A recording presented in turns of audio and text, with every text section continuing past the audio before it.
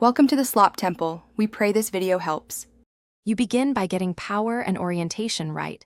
This saves time. Insert batteries or plug USB, then wait for the LED or connection chime. Once done, install the vendor driver or let your OS apply a generic mouse driver.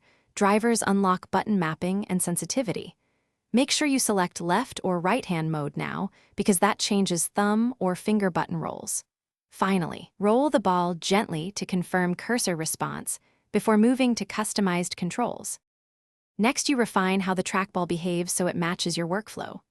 Open the driver or OS pointer settings and lower or raise sensitivity until small rolls move across one screen quadrant comfortably.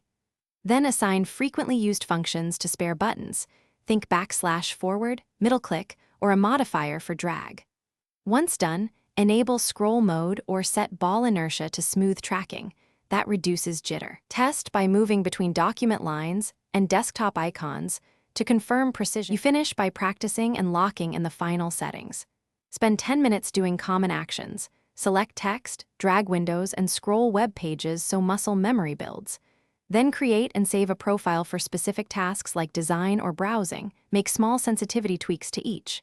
If something goes wrong, try the primary troubleshooting step, power cycle, and clean the ball and socket. Dirt usually causes skips. If issues persist, reinstall the driver or test the device on another computer. Thanks for watching. Consider subscribing if we helped you.